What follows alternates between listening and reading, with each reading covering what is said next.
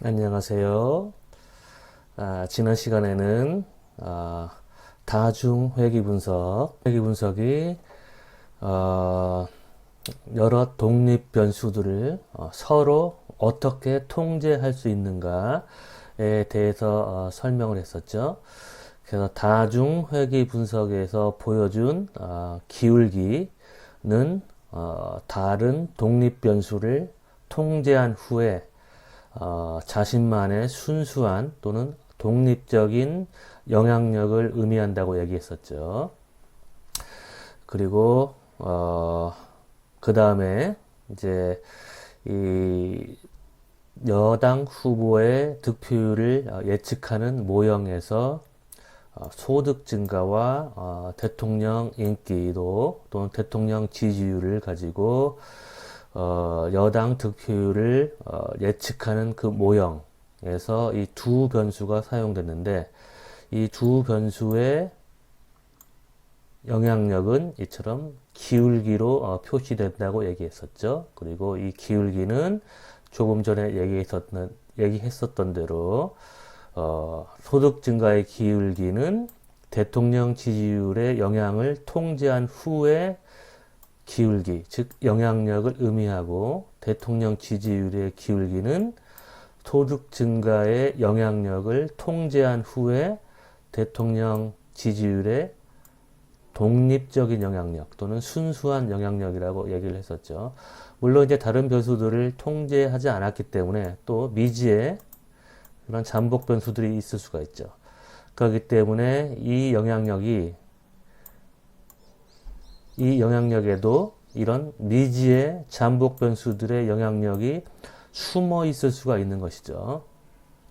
그래서 이 영향력이 과대평가된 것일 수도 있지만 일단 우리가 모든 잠복 변수들을 성공적으로 찾아서 그 변수들을 다 통제한다면 우리는 소득 증가의 영향력의 참값, 그러니까 진짜 소득 증가가 어느 정도의 영향력을 가지는지를 찾아낼 수 있겠죠. 이제 그게 학자들이 그래서 하는 작업이 뭐냐면 어떤 변수들이 이처럼 잠복되어 있을까. 그래서 결국에 이 모든 잠복 변수들을 성공적으로 통제했을 때 소득 증가가 가지고 있는 순수한 영향력을 찾아내려고 하는 것이죠.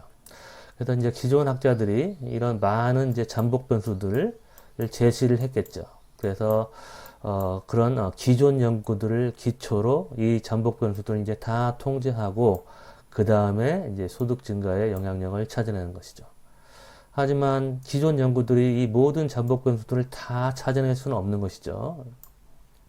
그렇기 때문에 또 이제 새로운 학자가 또 굉장히 중요한 잠복 변수를 이렇게 찾아내면 그러면 이제 기존 이론에서는 이 잠복 변수를 미처 통제하지 않았기 때문에 이 소득 증가의 영향력, 그러니까 이 중요한 잠복 변수를 통제하지 않은 모형에서의 소득 증가의 영향력은 과대평가되거나 뭐 과소평가되었다는 것이 밝혀지겠죠. 그러면 그게 바로 이제 새로운 과학적인 발견이 되고 지식이 발전하는 것이죠. 그래서 우리가 사회과학에서는 이처럼 분석을 통해서 얻은 결과, 그러니까 경제 투표에서 소득 증가의 영향력이라는 이 결과가 진리라고 얘기하지는 않고 잠정적인 진리로 보는 것이죠. 그러니까 새로운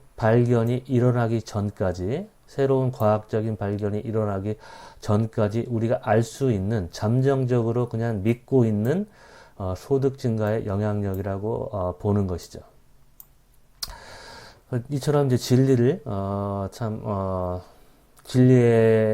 안다는 것은 쉽지 않은 것이죠. 그런데 이처럼 경험 세계가 복잡하고 진리를 탐구하기 위해서는 엄청난 이러한 고난한 행군이 기다리고 있는데 이런 분석을 하지 않는 학자들이나 그리고 뭐 일반인 같은 경우에는 피상적인 걸 보고 소득 증가의 영향력을 뭐 예를 들어서 조금 전에 지난 시간에 살펴봤듯이 소득 증가의 영향력이 0.02였잖아요. 이런 2차원적인 그림을 보고 이게 소득 증가의 영향력이라고 믿는 것이죠. 하지만 과학에서는 이런 피상적으로 관찰되는 결과가 사실과 다르다는 걸 알기 때문에 항상 어떤 주장을 할 때 충분한 데이터를 모아서 다른 변수들을 통제하지 않고 피상적인 관찰로부터 얻어진 결과는 편향적인 결과일 가능성이 높다고 생각하는 것이죠. 편향.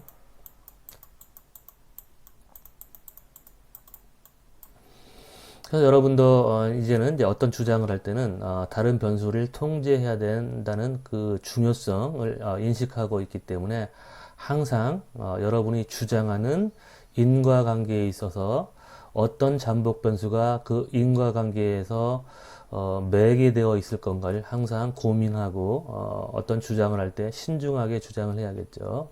물론 뭐 일상생활에서 뭐 그렇게까지 신중한 생각을 할 필요는 없지만 여러분이 어떤 리포트를 쓸 때나 아니면은 뭐 회사에서 아니면 뭐 대학원에 가서 어떤 연구를 할 때는 더 많은 자료와 그리고 또 잠복 변수의 통제의 필요성을 심각하게 인식을 해야 되겠죠. 그리고 이제 이 표, 지난 시간에 이 표에 대해서 설명을 한다고 얘기했는데 이제 이 표를 여러분이 이해를 하면 내 책에 나오는 모든 그런 통계 분석 결과를 이해할 수 있게 돼요. 그렇게 되면 여러분은 전국의 학부생들 중에서 내 책을 읽을 수 있는 유일한 집단이 될 거예요. 왜냐면 뭐 고대 대학원생들도 이제 이 책을 교과서로 많이 읽는데 내가 대학원생을 만나서 얘기해 보니까 이 책이 이해하기 어렵다. 그런 얘기를 해서 깜짝 놀랐어요. 고대 대학원생이나 됐는데 이 책을 이해하지 못할까. 그래서 아마 학부생들은 당연히 이해하기 어렵겠죠. 그래서 여러분이 대한민국에서 꼭 내 책을 이해하게 되면 대부분의 미국에서 발간된 이런 기본적인 경험 연구, 분석 결과는 다 이해할 수 있겠죠. 그렇기 때문에 웬만한 그런 경험 분석 결과는 여러분이 다 이해할 수 있게 되는 것이 되는 거죠. 그러니까 여러분이 어떤 차별적인 그런 분석 능력과 차별적인 독해 능력을 가지게 되는 거죠. 이제 그게 이 수업의 목표예요.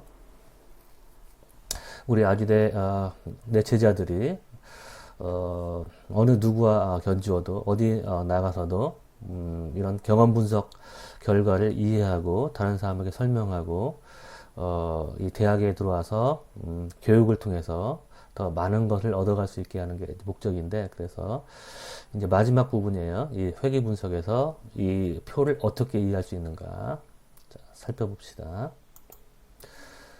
색깔을 좀 바꿔서 자 이제 B는 기울기라고 얘기했죠. 그러니까 여기서 B는 소득 증가에 따른 여당 후보 득표율을 의미하는 거죠. 즉 달리 얘기하면 소득 증가의 영향력을 의미하는 거죠. 그럼 이 수치가 의미하는 게 뭐냐? 그러니까 소득 증가가 1단위 증가하면 여기서 1단위는 달러죠. 그러니까 소득 증가가 1달러 증가하면 여당 후보 득표율이 0.012% 증가한다는 걸 의미하는 거죠. 달리 얘기하면 100달러 증가하면 여당 후보 득표율은 1.2%포인트 증가한다는 걸 의미하는 거죠.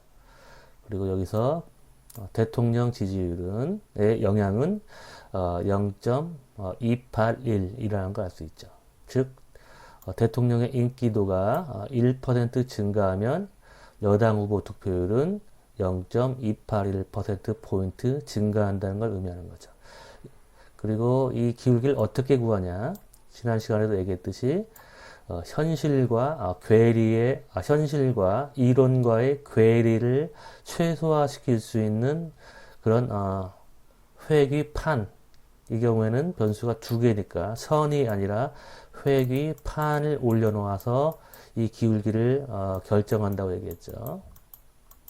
그러니까 현실과 이론과의 괴리들의 합.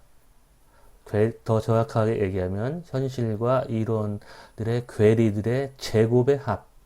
그러니까 잔차의 제곱의 합을 최소시킬 수 있는 판을 찾아내서 그 기울기를 측정했을 때 이와 같은 값이 나온다는 것이죠. 그 다음에 가로치고 이제 SE라고 써 있죠. SE는 Standard Error, 그러니까 표준 오차를 얘기하는 거죠. 이미 여러분 표준 오차에 대해서 배웠죠. 그래서 새로운 슬라이드를 포함을 시키면 여러분이 바둑돌 실험에서 표준 오차라는 개념을 배웠죠. 그래서 표준 오차에 영향을 미치는 것은 관찰의 수,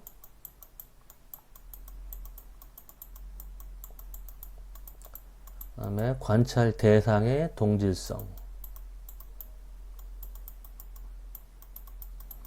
많이 관찰하면 많이 관찰할수록, 그리고 관찰 대상이 동질적이면 동질적일수록 여러분은 추측에 있어서, 그러니까 여러분은 표본을 통해서 전체 모집단을 추측하는데 그 추측에 있어서 오차 또는 실수, 추측에 있어서의 실수, 추측 실수라고 할게요. 추측 실수를 이제 오차라고 얘기하죠. 표준 오차.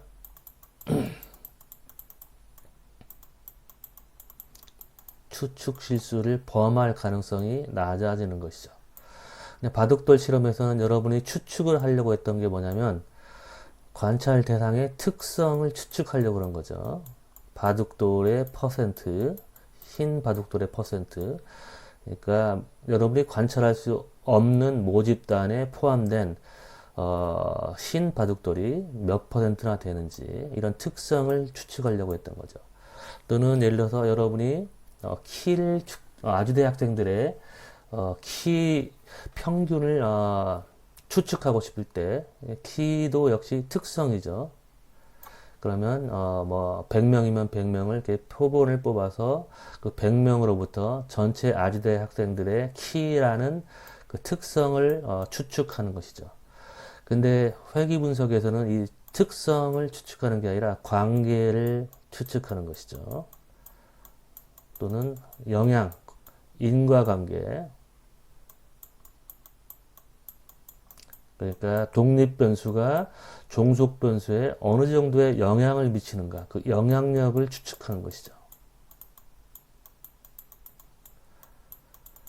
만약에 독립변수가 종속변수에 아무런 영향력을 미치지 못한다면 여러분이 이해하기 쉽게 취업 문제를 가지고 예를 들어 설명할게요. 예를 들어서 여러분의 성적이, 학점이, GPA가 취업 가능성, 취업 확률에 아무런 영향을 미치지 못한다면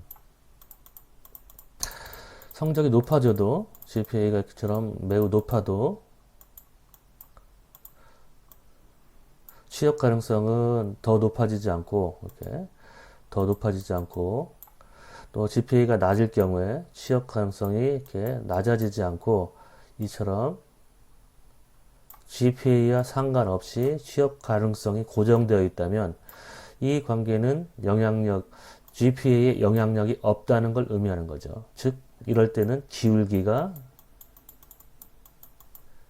0이 되는 거죠. 그러니까 기울기가 0일 때는 0이라는 걸 무엇을 의미하냐면 독립변수의 영향력이 없다는 거죠. 그러니까 아무런 이 두 변수가 아무런 인과관계에 놓여 있지 않다는 걸 의미하는 거죠. 하지만 기울기가 이처럼 양이거나 또는 기울기가 음일 경우에는 이 두 변수가 인과관계에 놓여 있을 것이라는 것을 의미하는 것이죠. 그래서 우리가 지금 하는 작업은 뭐냐면 기울기를 통해서 영향력을 추측하는 것이죠. 근데 추측을 하는데 실수를 할 수가 있죠. 추측을 하는데 실수는 우리가 관찰을 덜 하거나 아니면 관찰 대상이 매우 이질적일 경우에 우리는 추측에 있어서 실수를 범할 가능성이 굉장히 크죠. 그러니까 예를 들어서 바둑알을 뽑을 때 한 알만 뽑거나 또는 바둑이 흰색과 검은색이 반반씩 섞여 있다면, 만약에 하나만 뽑았을 때는 하나를 뽑았는데 그게 흰색일 경우에는 그 백 안에 숨겨져 있는 바둑알이 다 흰색이라고 추측을 하겠죠. 근데 그 표본의 크기가 증가하면서 더 많은 바둑알을 뽑게 되면 점점 여러분은 이 백 안에 숨겨져 있는 바둑알이 어떻게 흰색과 검은색이 어떤 비율로 섞여 있는지를 조금 더 자신 있게 추측할 수 있겠죠. 더 많이 뽑으면 뽑을수록. 그거하고 마찬가지로 이 영향력에 대한 추측 역시 우리가 더 많이 관찰하면 관찰할수록 더 실수를 할 가능성이 작아지겠죠. 관찰의 수 또는 표본의 크기라고 부르죠. 표본 크기.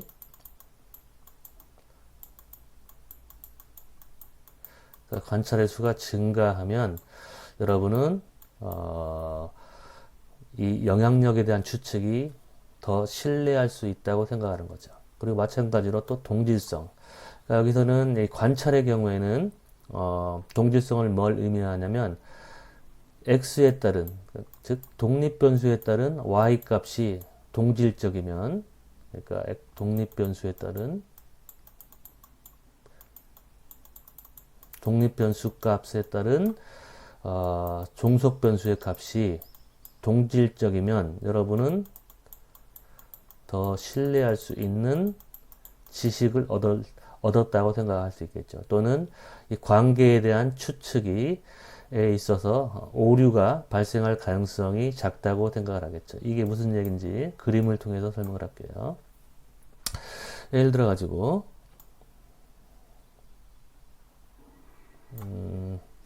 이게 좀 좁으니까 또 다른 그림을 사용을 할게요. 먼저 관찰의 수와 관계에 대한 추측에 있어서 오류와의 관계를 살펴볼게요. 관찰의 수. 관찰의 수가 만약에 작은 경우,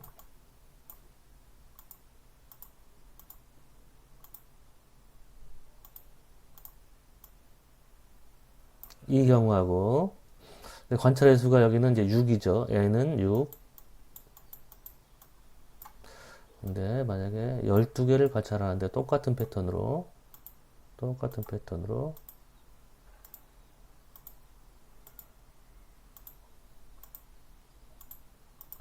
하나, 둘, 셋, 넷, 다섯.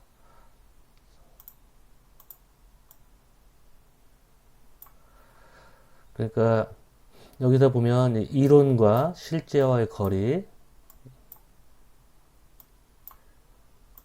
이론과 실제와의 거리, residual, 잔차라고 얘기했죠. 이 거리가 다 똑같다고 가정을 해보세요. 이게 만약에 예를 들어 1이라고 할게요. 이 거리가.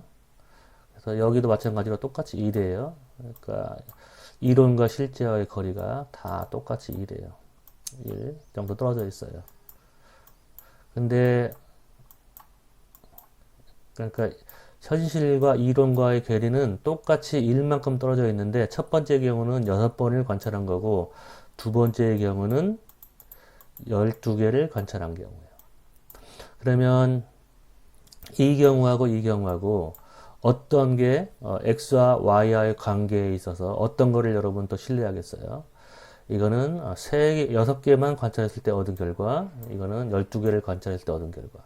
당연히 더 많이 관찰했음에도 불구하고 똑같은 관계가, 이런 관계가 지속적으로 나타난다면 여러분은 이거를 더 신뢰하겠죠. 그러니까 관찰의 수가 증가하면 관계에 대한 추측 역시, 관계에 대한 추측, 기울기 또는 x가 y에 미치는 영향력, 이 관계에 대한 추측 또는 영향력에 대한 추측 역시 관계에 대한 추측에 대한 오차 또는 오류, 실수가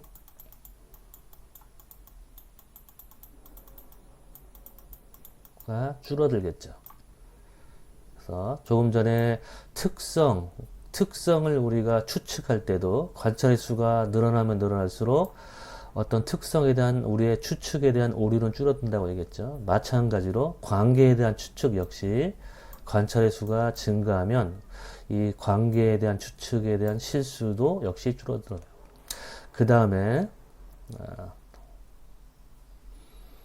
아까 얘기했을 때 독립변수에 해당하는 종속변수의 값의 동질성이 증가하면 증가할수록 우리의 추측에 대한 실수는 줄어든다고 얘기했죠. 자, 봅시다. 네, 똑같은 이번엔 경우에는 관찰의 수가 똑같은 경우인데 x에 따른 y 값이 달라지는 경우예요. 6개를 관찰한다고 합시다. 얘는 똑같이 6개를 관찰하는데 이 경우에는 이론과 실제와의 거리가 이전과 같이 1인 경우에요. 그러니까 잔차의 크기가 1인 경우. 근데 이 경우에는 똑같이 기울기는 똑같은데 이론과 실제와의 거리가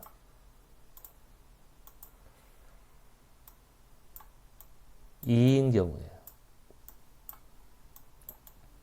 그러면 여러분은 기울기가 똑같음에도 불구하고 이 경우하고 이 경우가 똑같은 기울기, 예를 들어서 뭐 1이라고 합시다. 똑같은 기울기인데 어떤 거를 더 신뢰하겠어요? 당연히 첫 번째 거를 더 신뢰하겠죠. 왜냐하면 이 경우에는 우리가 여러분이 학점 GPA를 알면 여러분이 예측할 수 있는 취업 가능성의 범위가 예를 들어서 이게 뭐 80%라고 합시다. 그리고 이거는 60%라고 하고 여기가 이제 70%. 그러면 GPA가 4.0일 경우에 취업 가능성이 60%에서 80% 사이라는 걸 알 수 있죠. 이 경우에는 이 잔차가 이렇게 멀리 떨어져 있으면 여기 이 학생 같은 경우에는 90% 취업 가능성이, 이 학생 같은 경우는 취업 가능성이 70에서 20을 빼면 50%. 그리고 GPA가 4.0. 이 4.0을 맞은 학생의 취업 가능성은 이론적으로는 70%. 그러니까 이전에도 마찬가지죠. 이전에도 정확히 4.0을 맞은 학생의 GPA는 4.0을 맞은 학생의 취업 가능성은 이론적으로 70%죠. 근데 현실 세계에서는 80%와 50%, 60%, 그러니까 10%의 괴리가 발생한 거죠. 10%의 괴리. 근데 이 경우에, 두 번째 경우에는 20%의 괴리가 발생한 거죠. 이론에 비해서. 이론은 70%를 예측하는데, 실제는 90% 아니면 50%니까 20%의 괴리가 발생한 것이죠. 그럼 여러분은 당연히 x에 따른 y의 값이 큰 차이가 안 나는 이 경우를 더 신뢰하겠죠. 두 번째 경우에는 x를 알면 y 값을 예측할 수 있는데 그 y 값의 괴리가 굉장히 이론으로부터 멀리 떨어져 있죠. 그렇기 때문에 이 관계에 대한 추측에 대한 실수는 어느 경우에 실수를 범할 가능성이 낮게 측정이 되냐면 우리가 x를 알았을 때, 즉 독립변수를 알았을 때 관찰되는 종속변수의 값이 동질적이면 동질적일수록, 이 사례죠. 동질적이면 동질적일수록 여러분은 관계에 대한 추측에 실수를 할 가능성이 낮은 것이죠. 그래서 바둑돌을 여러분이 뽑았을 때도 참값이 50%였죠. 흰색과 검은색의 비율이 50%였는데, 여러분의 추측값은 어떤 학생은 흰색을 하나도 못 뽑고 검은색만 뽑았기 때문에 그 학생은 흰색 바둑돌이 하나도 없다고 추측을 했겠죠. 0으로 추측을 했겠죠. 그리고 흰색 바둑돌을 4개 다 뽑은 학생은 모두 다 흰색이 숨겨져 있을 거라고 추측을 했겠죠. 그리고 또 검은 돌 3개, 그 다음에 흰색 하나를 뽑은 학생은 0.25라고 추측을 했고, 그리고 또 흰색 3개, 검은 돌 하나를 뽑은 학생은 0.75라고 추측을 했죠. 하지만 이 추측값들의 분포는 이렇게 이런 모양을 보여줬었죠. 그래서 흰색 돌 2개와 검은색 돌 2개를 뽑은 학생들이 제일 많았고, 그 다음에 4개 모두 흰색을 뽑거나 4개 모두 검은색을 뽑은 학생은 수가 적었죠. 그리고 관찰의 수가 늘어나면 늘어날수록 이렇게 점점 여러분은 참값과 근접한 그런 추측을 하게 됐죠. 그렇다면 관계에 대한 추측 역시 여러분 기울기, 이제 우리는 관계에 대한 추측에서는 기울기를 추측하는 거죠. 그러니까 기울기를 추측하는데 이 기울기가 표본에 따라 달라지겠죠. 또 다른 슬라이드를 또 사용할게요. 예를 들어서 10명의 학생을 추출해서 그 학생들의 그 학생의 성적과 그 다음에 취업 확률을 우리가 과의 관계를 그렸을 때 10명의 학생을 뽑았는데, 여기서 취업 가능성에 대한 측정을 어떻게 하겠어요? 종속 변수, 취업 가능성 또는 취업 확률. 그러니까 어떤 학생이 10번을 시도했는데 또는 10번의 원서를 냈는데 10개 모두 다 합격을 하면 그 학생의 취업 확률은 100%라고 그렇게 추측하면 되겠죠? 그래서 우리가 만약에 아주대 졸업생 10명을 추측했더니 이런 관계가 나왔어요. 그러면은 여러분은 그와 같은 표본으로부터 성적과 취업 확률과의 관계는 없다고 추측을 하겠죠. 그리고 또 랜덤하게 추출을 한 거예요. 전교생을 대상으로 당연히 랜덤하게 추출을 해야겠죠. 근데 10명을 뽑았는데 또 이와 같은 관계를 관찰하게 되었어요. 성적과 취업 확률.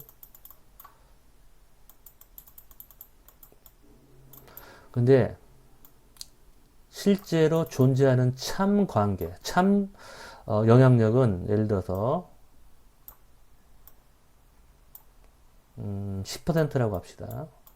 우리가 관찰할 수 없는 실제로 존재하고 있는 모집단에 존재하고 있는 참 영향력이에요. 그러니까 성적이 GPA가 1점 증가할 때마다 취업 가능성은 10% 증가하는 게 이게 관찰할 수는 없지만 실제로 존재하는 관계예요. 하는 관계. 우리는 이제 이걸 알고 싶어서 이걸 관찰할 수는 없지만 이걸 알고 싶어서 표본을 통해서 우리가 추측을 하는 거죠. 관계. 근데 문제는 뭐냐면 랜덤하게 무작위적으로 추출을 하더라도 운이 나쁘게 이처럼 관계가 없는 것처럼 보이는 10명의 학생을 추출할 수도 있고, 또는 이 참 관계를 나타내는 이런 10명을 추출할 수도 있고, 또 때로는 훨씬 더 이 기울기가 급한, 예를 들어서 기울기를 20%라고 할까요? 그러니까 성적의 영향력을 실제 관계보다 과대 추정하는 10명을 뽑을 수도 있겠죠.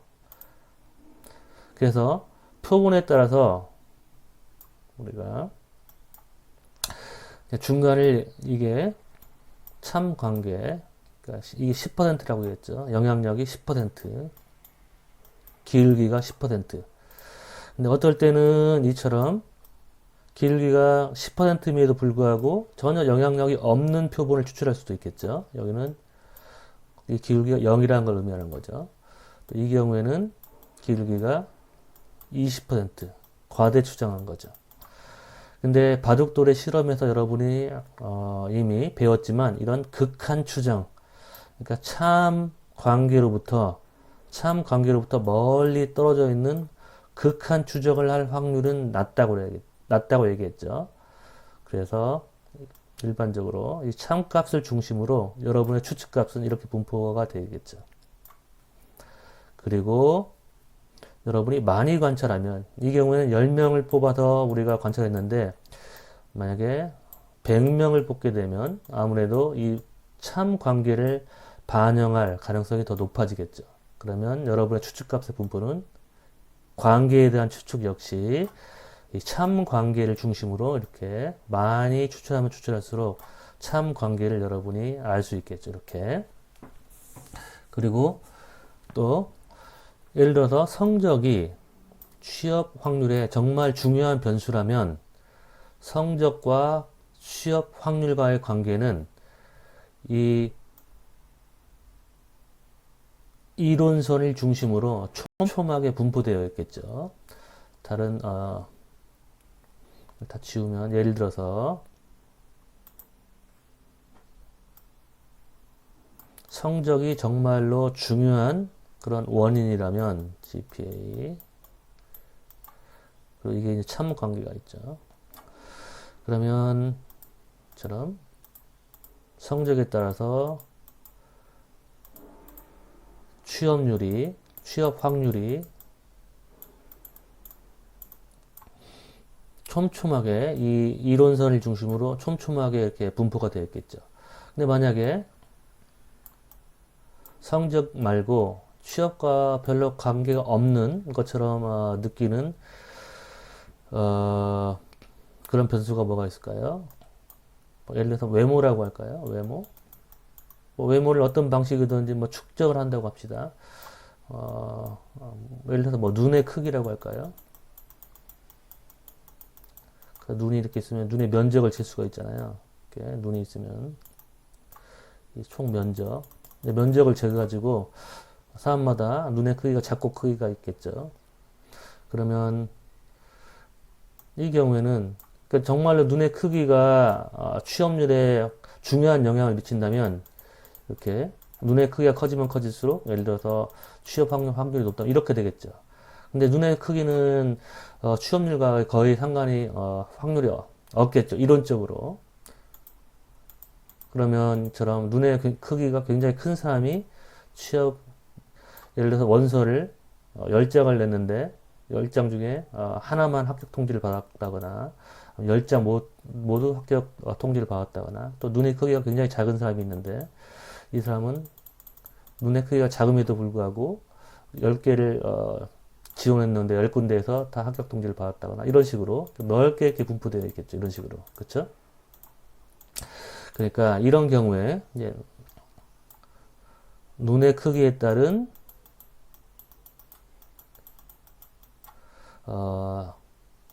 취업률, 그러니까 눈의 크기가 취업 확률에 미치는 영향력은 우리가 이론적으로는 영향이 없다고 생각하겠죠. 기울기가 0이라고 생각하겠죠. 그러니까 기울기가 0. 이론적으로 눈의 크기는 취업 확률에 영향을 미치지 않는다고 생각하겠죠. 이거를 중심으로 어디 보자. 기울기. 근데 이 경우에는 기울기가 마이너스가 될 수도 있죠. 그러니까 마이너스라는 얘기는 뭐냐면 눈의 크기가 커지면 오히려 취업을 못할 그런 가능성도 생기겠죠. 그러니까 샘플에 따라서 우리가 모집단을 관찰할 수 없기 때문에 샘플을 통해서 관찰을 하는데 예를 들어 가지고 10명을 뽑았어요. 10명을 뽑았는데 빨간색으로 표시하면 우연하게 10명을 뽑았는데 넷, 다섯, 여섯, 일곱 이런 식으로 10명을 뽑았더니 이걸 가지고 이제 우리가 라인을 그려보면 마이너스 관계가 나오겠죠. 또는 어떨 때는 또 10명을 뽑았는데 우연하게 이런 학생들이 뽑혔어요. 하나, 둘, 셋, 넷, 다, 일곱, 여덟, 아홉, 열. 우연히. 근데 표본의 크기를 늘려나가면 참 관계, 이론적인 참 관계, 이 관계에 이제 근접하겠죠. 근데 우리는 모집단 전체를 관찰할 수 없기 때문에 표본을 통해서 우리가 추측을 하는 것이죠. 그래서 조금 전에 얘기했던 대로 이 빨간색의 경우에는 음의 관계죠. 그러니까 눈의 크기가 커지면 커질수록 취업이 안 된다는 그런 추측을 하겠죠. 그래서 예를 들어서 이 기울기가 빨간색의 경우에 기울기가 마이너스 1이라고 해볼게요. 그러면 이와 같은 표본을 얻은 학생은 눈의 크기와 취업률과의 관계가 마이너스 1이라고 추측을 하겠죠. 또는 이 녹색의 경우 이와 같은 표본을 얻은 학생, 이 녹색, 이 경우에는 기울기가 1로 추측을 하겠죠. 1. 기울기가 플러스 1로. 그러니까 실제로는 아무런 관계가 없는데 음의 관계가 있다고 추측을 한 거는 이제 추측에 실수를 한 거죠. 그리고 아무런 관계가 없음에도 불구하고 플러스 1의 관계에 있다고. 그러니까 눈이 커지면 1의 확률로 취업 확률이 증가한다고 이렇게 추측을 하는 학생은 실제로부터 이만큼 떨어진 잘못된 추측을 한 거죠. 하지만 이런 잘못된 추측을 할 가능성은 조금 전에 얘기했던 대로 이렇게 되겠죠. 그러니까 실제 참 관계를 추측할 가능성이 제일 높고, 참 관계로부터 멀리 떨어진 극한 추측을 할 가능성은 매우 낮겠죠. 그러면 이 GPA하고 성적하고 눈의 크기란 두 가지 변수가 있는데, 이처럼 이론적으로 분명한 영향력을 미칠 수 있는 이런 변수는 추측값의 분포 역시 GPA 같은 경우에는 GPA는 아무래도 참 영향력, 아까 참 영향력이 10이라고 얘기했나요? 참 영향력을 중심으로 더 촘촘하게 분포되어 있겠죠. 그러니까 실수를 할 가능성이 낮죠. 그러니까 우리가 X값을 알았을 때, GPA를 알았을 때 Y값의 분포가 이렇게 널리 분포되어 있지 않는 경우, 그럼 우리는 실수를 할 가능성이 낮죠. 이 기울기가 샘플에 따라서 변하기는 변하는데 그렇게 크게 변하지는 않겠죠.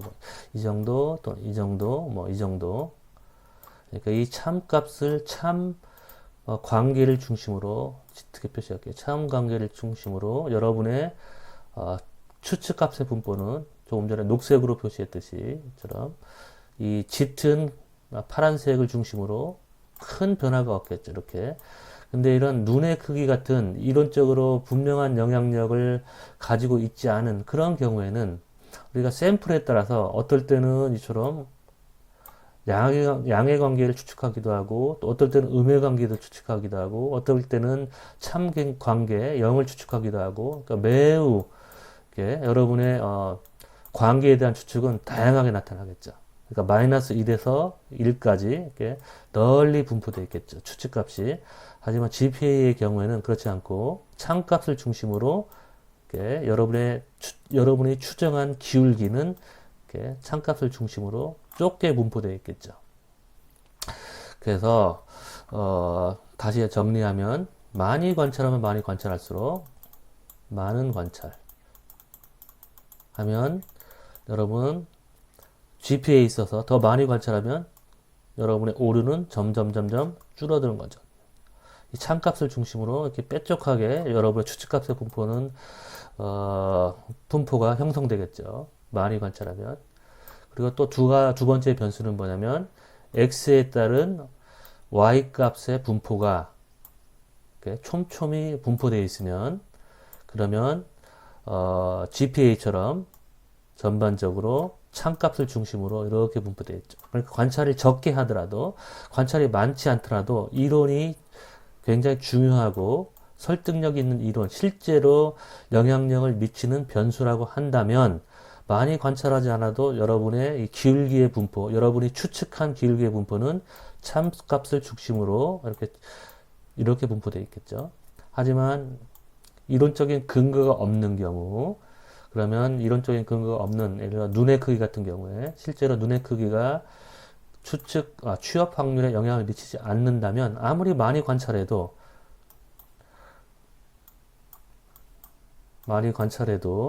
이 GPA에 비해서 여러분의 추측값, 즉 기울기에 대한 추측값은 널리 분포되어 있겠죠. 물론 이런 이론적인 근거가 없는 경우에도 이제 많이 관찰하면 0을 중심으로, 이게 참값이니까 0을 중심으로 이렇게 점점점 많이 관찰하면 관찰할수록 이렇게 참값을 중심으로 점점 수렴하게 되겠죠. 그렇죠? 하지만 GPA에 비해서 눈의 크기라는 변수는 훨씬 더 여러분의 추측값의 분포가 널리 분포되어 있겠죠. 그래서 여러분이 추측을 함에 있어서 실수를 할 가능성이 높은 것이죠. 이론적인 근거가 없는 변수는. 그래서 바로 그와 같은 관계를 나타내는 게 바로 여기서 표준 오차라는 게 바로 조금 전에 설명한 내용이에요. 그러니까 표준 오차는 어떨 때 관계에 대한 표준 오차, 관계에 대한 추측에 있어서의 표준 오차.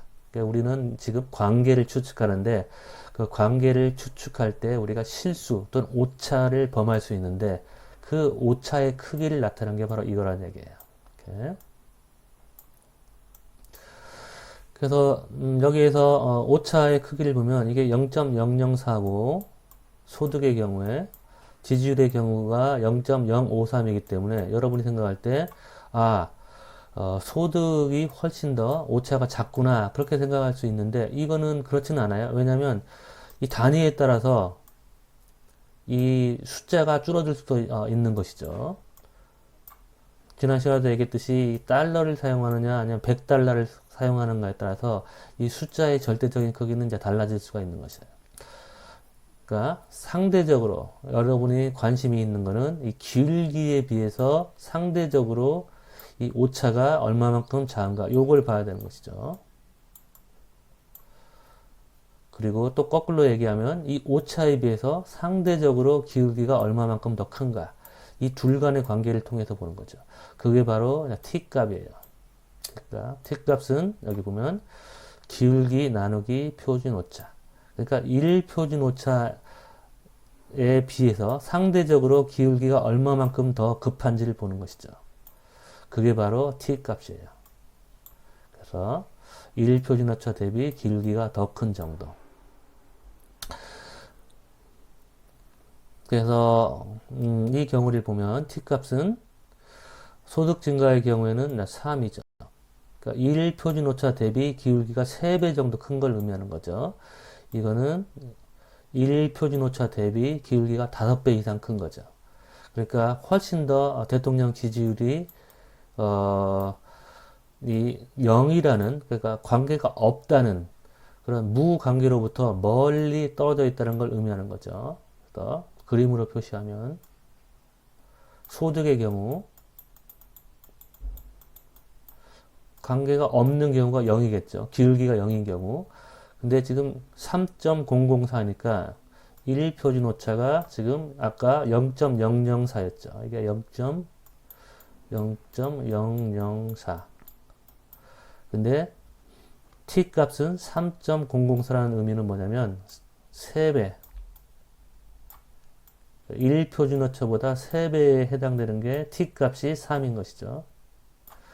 이게 T값이면 그러니까 무관계 0으로부터 하나, 둘, 셋만큼 떨어져 있고 그 다음에 여기 004 조금 더 이만큼쯤 있다는 거죠. 그러니까 여러분이 이 샘플로부터 얻은 소득과 여당 후보의 득표율과 관계는 무관계로부터 1 표준오차 대비 3배만큼 떨어져 있다는 걸 의미하는 거죠. 그리고 대통령 지지율의 경우에는 역시 무관계, 아무런 영향력이 없다는 것을 의미하는 무관계로부터 기울기가 0으로부터 하나, 둘, 셋, 넷, 다섯 그러면 t값이 여기가 5인 경우죠. 그것보다 조금 더 크죠. 0.342만큼 크니까 여기쯤 있겠죠. 그러니까 무관계라고 하기에는 너무나 많이 떨어져 있는 걸 의미하는 거죠. 그리고 아까도 얘기했지만 여러분의 이 추측값, 관계에 대한 추측값의 분포는 이렇게 되겠죠. 그러니까 만약에 참 관계가 0이라고 한다면, 그러니까 아무런 관계가 없는 경우가 0이죠. 0이라고 우리가 하는 경우를 그걸 귀무가설이라고 하는 거죠. 귀무가설. 아무런 관계가 없다고 우리가 그렇게 가정하고 시작하는 거죠. 그러니까 대통령 지지율은 여당 후보 득표율에 아무런 영향력을 미치지 않는다고 우리가 가정을 했는데 표본을 통해서 우리가 관찰을 해보니까 이 귀무 관계를 받아들이기에는 너무나 멀리 떨어져 있는 거죠. 그러니까 다시 한번 얘기하면 대통령 지지율이 여당 후보의 득표율에 미치는 영향력이 우리가 없다고 가정을 했는데 그 가정을 믿기에는 너무나 멀리 큰 영향력을 미친다는 걸 알 수가 있는 거죠. 자그마치 1표준 오차 대비 5배 이상 떨어져 있는 것이죠.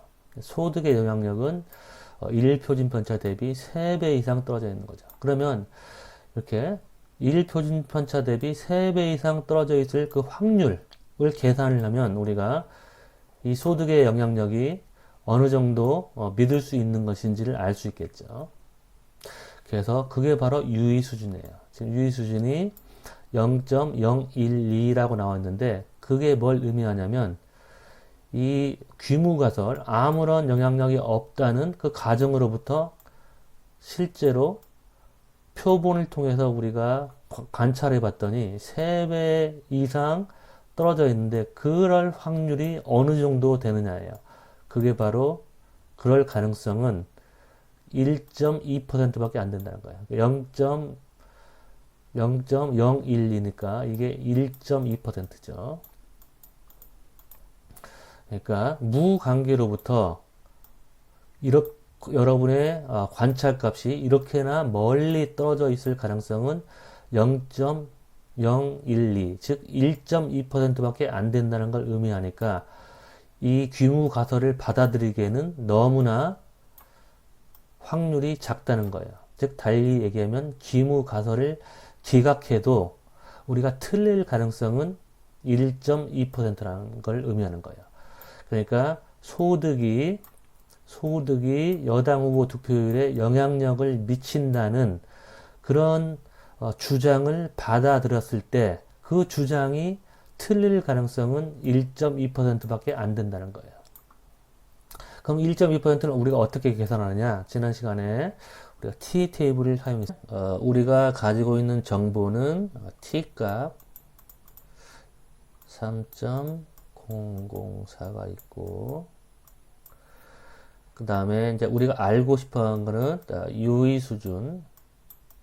이 표에서는 유의 수준이 0.012로 나왔죠. 근데 내가 지금 설명하려고 하는 거는 이걸 어떻게 얻었냐는 거를 설명하는 거죠. 이 값을 어떻게 얻었는지.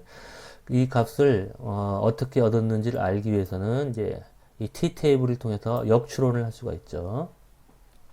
t 테이블이 가져다 주는 정보는 무엇이냐? degree of freedom을 알면 t 테이블은 degree of freedom과 그 다음에 유의 수준을 알면 이게 이제 유의 수준이라고 얘기했죠. 유의 수준은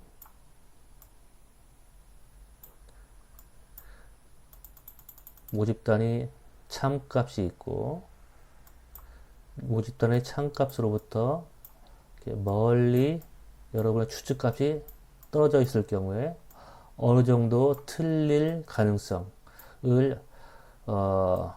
감안한 값이 바로 이 유의 수준이라고 얘기했죠. 그러니까 이 두 가지 꼬리를 합친 경우가 투테일의 경우, 그러니까 이걸 두 개 합쳤을 경우에 유의 수준이 예를 들어서 1% 또는 이 경우에는 0.2% 또는 5%. 그리고 원테일 같은 경우는 한쪽의 영역, 이 유의 수준을 예를 들어서 0.0.5 005다 얘기했을 때는 이게 의미하는 바는 이 한쪽 구리의 영역이 0.5%라는 걸 의미하는 것이죠. 그러니까 원래 T 테이블에서는 유의 수준과 그 다음에 degree of freedom을 알면 여러분은 T 값을 알 수 있는 것이죠. 이게 이제 T 값이죠. 근데 지금 우리가 가지고 있는 인포메이션은 뭐냐면 거꾸로 degree of freedom은 뭐냐면 n 변수의 수, 변수의 수. 그러니까 degree of freedom과 여러분은 t 값을 알고 있죠. 그러니까 t 값을 알고 있는데 우리가 알고 싶어 하는 거는 이제 유의 수준이죠. 그러니까 원래 t 테이블은 다시 한번 정리하면 유의 수준과 그 다음에 degree of freedom을 알면 이 t 테이블을 통해서 t 값을 찾아내는 건데 지금 우리가 가지고 있는 정보는 degree of freedom과 t 값이니까 거꾸로 이제 유의 수준을 이렇게 찾아내는 것이죠. 그러면 우리의 사례에서 n은 14개의 사례가 있었고 변수의 수는 종속 변수 1개, 독립 변수 2개에서 3개가 되니까 14-3은 11이 되는 거죠. 그래서 여기서 12로 잘못 표시됐는데 수업 준비하면서 잘못 계산을 했어요. 12가 아니라 11, degree of freedom은 12돼요. 쭉 따라 올라가면 우리에게 주어진 정보는 degree of freedom과 t 값. 근데 t 값이 3.004인데 이 테이블에는 3.004가 지금 안 나와 있죠.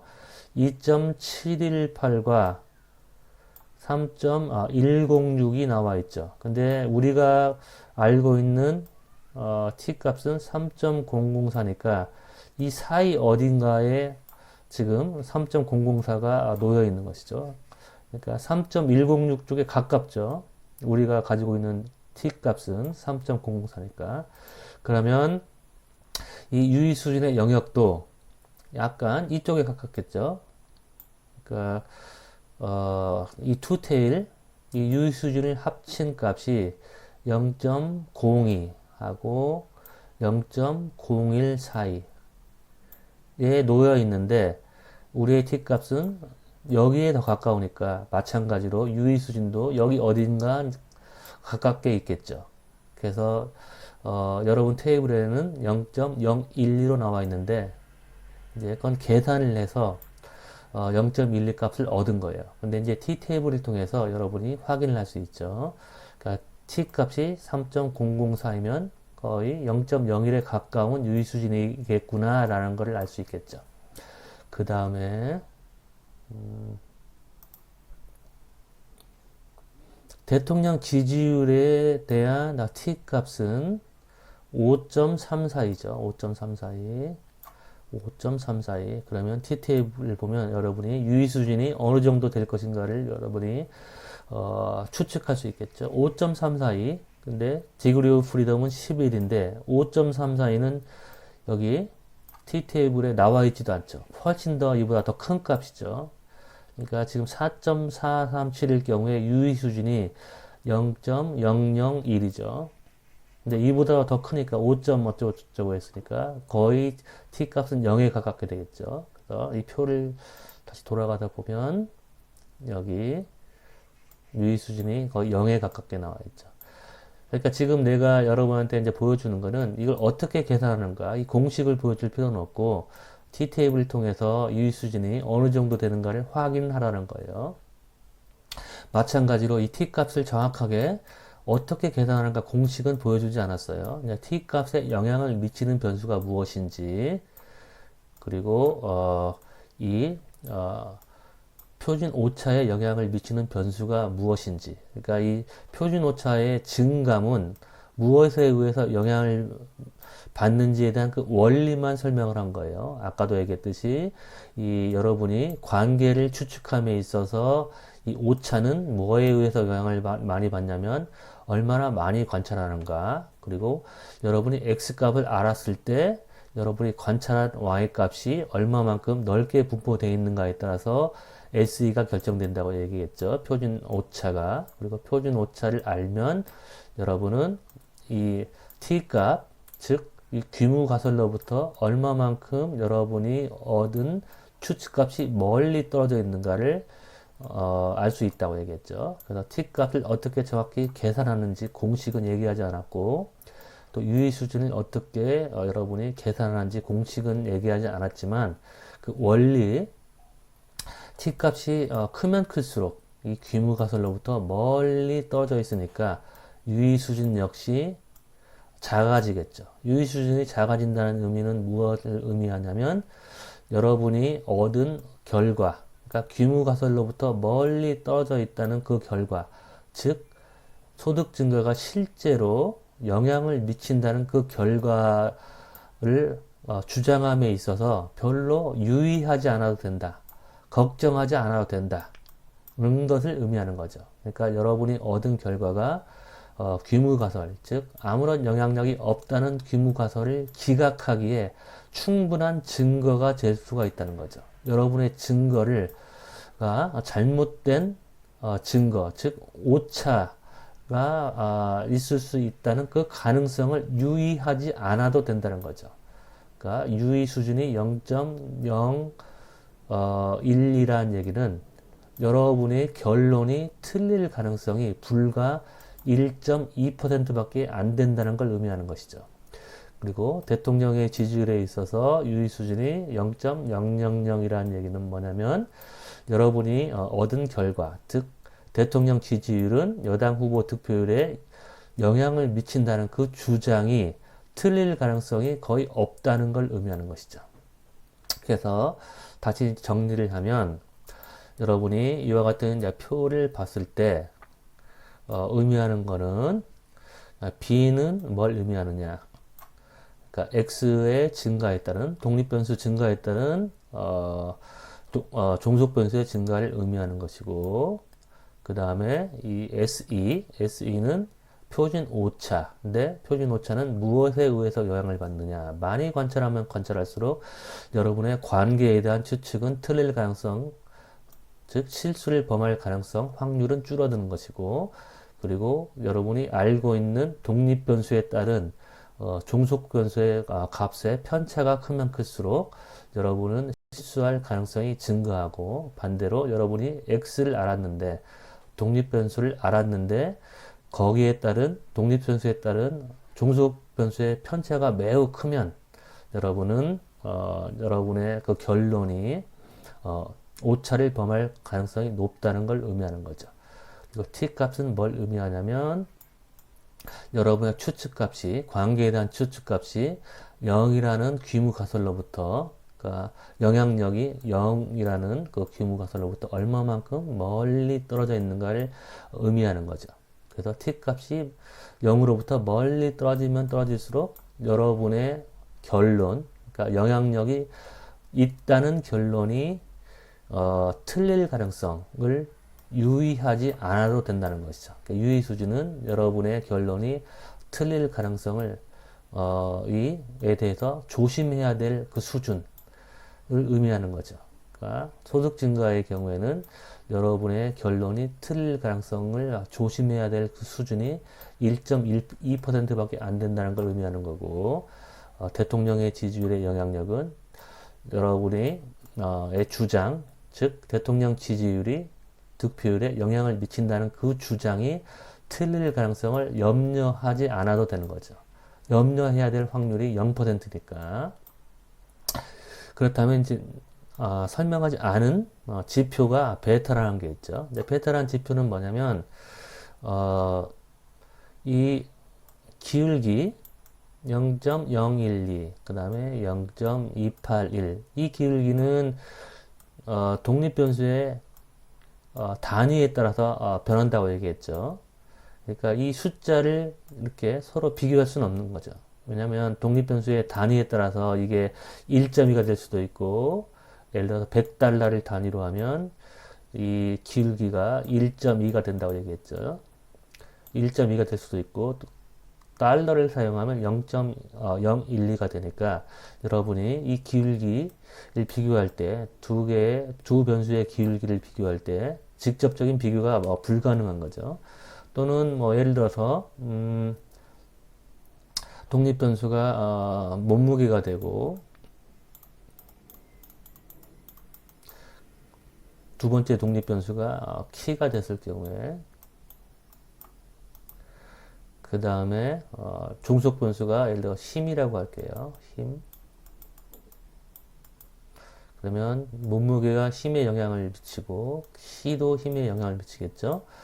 그러면 몸무게에 영향력이 있고 키에 영향력이 있는데 몸무게의 단위는 킬로그램, 키의 단위는 센티미터면 이 영향력의 크기를 킬로하고 센티 서로 다른 단위이기 때문에 이 몸무게의 영향력 값하고 키의 영향력 값을 서로 비교할 수가 없죠. 그렇기 때문에 영향력을 비교하기 위해서는 지난 시간에 얘기했듯이 표준화된 값을 사용하면 되겠죠. 표준화. 그 표준화된 값은 바로 G값이죠. G값. 그래서 원 자료를 보면 지금 원 자료에서는 이 종속변수 값이 있고 그 다음에 독립변수 값들이 이렇게 있는데 이거는 단위가 달러죠. 이거는 단위가 퍼센트니까 이거를 G값으로 바꾸는 거죠.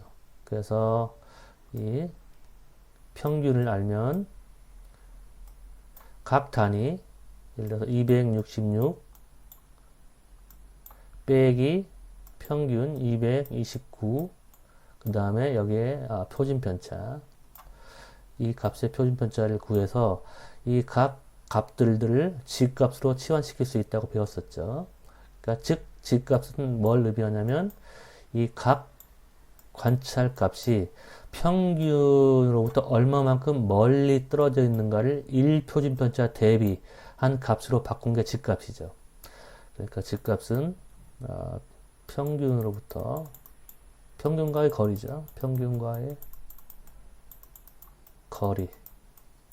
평균과의 거리인데 1표준편차 대비 1표준편차 대비 평균과의 거리.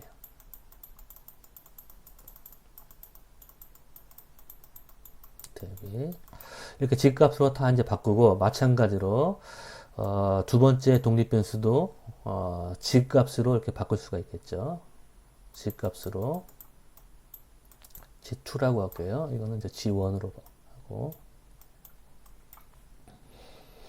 그래서 두 번째 독립변수도 1표준편차 대비 평균과의 거리로 바꿔서 G2로 다시 치환을 시키면 그러면 이제 G1과 G2와의 관계를 우리가 그릴 수 있겠죠. 그래서 이 표를 이와 같은 표를 G1은 소득 증가액을 표준화시킨 값이죠. G2는 대통령 지지도를 표준화시킨 값이죠. 그러면 이렇게 똑같은 패턴이 그대로 나타나겠죠. 단위만 바뀌고 단위만 G값으로 바뀌어서 이렇게 똑같은 그림이 그려지겠죠. 그래서 베타는 뭐냐면 이 기울기를 G1과 G2와의 관계를 나타낸 기울기가 바로 베타예요. 베타. 그러니까 원래 이 원자료를 사용해서는 이 기울기가 이 소득 증가의 단위 달러 그 다음에 득표율 퍼센트 이 관계를 나타내는 거죠. 이 기울기는.